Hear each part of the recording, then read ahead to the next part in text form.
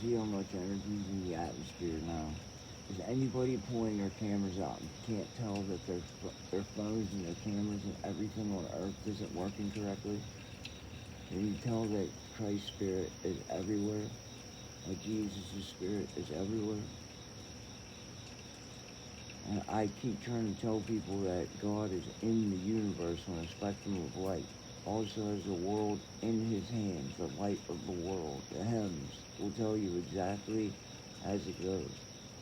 And as I am speaking, you can see how the center of that, how my body spiritually connects right into when I speak. If you speak, pull your phones out and start speaking into the cloud, where he moves amongst the clouds. See if you can resonate at a different level. It's not even resonating, it's spiritual dressing, but there's other modernistic approaches to what I'm talking about. But there's something going on that caused, whoa, that caused all this to happen. Well, there you go.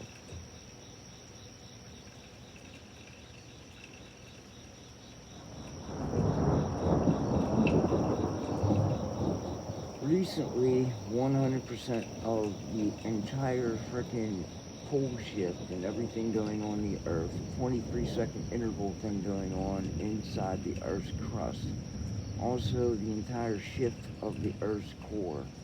When you look at the Lagrange points of the Earth right now, they've shifted the magnetic pull and force. I've seen a map of them the other day. They look like the exact dimensions of a fly, which is a terrifying warning. The Euphrates River is dry. I don't know if someone's pulling power from the quantum realm from opening portals.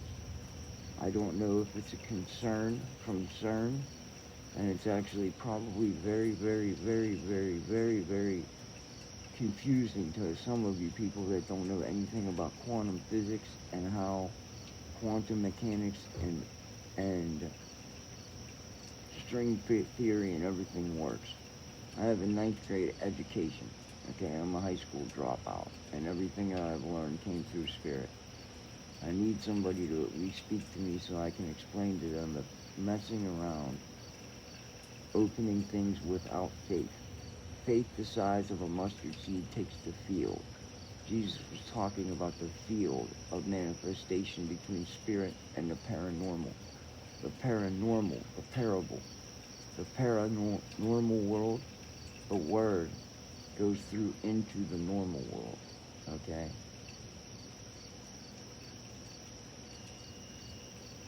Parables, the word, the language, the spiritual dressing, faith. By faith you make it into heaven.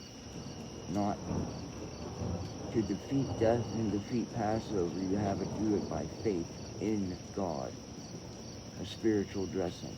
Now, whoever believeth in him, all things will be revealed unto them. And now we're seeking out into the stars with Starlink and all kinds of other stuff. And I don't know if it's directional split, trying to split particles and using universal energy portals, stuff that they think is eternal, okay? But when you look to the Euphrates River and how it is dried up, that means something can dry. If you would imagine the universe as a body, in my Father's house there are many rooms, and that a spinning galaxy of light would be one blood cell inside of a vein, which a vein would be a portal of energy that connects from one universe to the other, or the one galaxy to another galaxy. The theory of multiverses, I don't even want to get into. I just want to go into what is observable. The entirety of it would be the exact reasoning why you don't tap into a vein or a portal. The way they look, they're circular in size.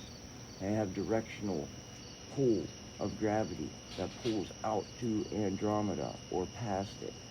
They also have the exact reasoning of how everything goes on a timeline and clock. Just as Halley's Comet has a directional cycle that it goes through. Everything out there in space has a reason for it, and it's in place for a reason. One of the things I question is asteroids. The ones that are broken up out there, the rocks. If you wanted to do something pretty magnificent, it would be actually to see the dimensions of all those asteroids, put it together like a puzzle and see what it looked like before it was blown apart. But that's observational science, not tapping into things and trying to pull power from somewhere or open portals into everything. There's a vast difference between the two because one has cause and effect.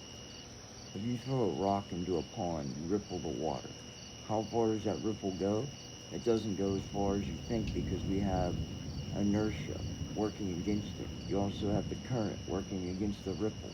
When you're out there throwing something into space, that ripple can go for miles further than you think, and you have to have something to stop it. But who lives in between all things? Something that's never changed, always there. You have this written in the Bible, a spiritual energy and power that lives in the universe. So we are a body that lives inside of a body.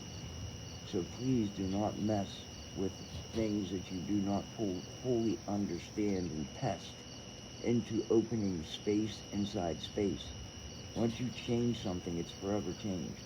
It would be the exact opposite of what we're supposed to do here on Earth. Most of the things that we do in faith and in Christianity is to benefit ourselves, our well-being internally to match an eternal force. There's no God in Passover. But for some reason, he's sending warning after warning now. And in the Bible, in Revelations, it says, they will seek out past the stars and shake the powers of heaven. If anybody can understand what I'm talking about, it's because we're reaching out to pull energy to power and run things. Algorithms running supercomputers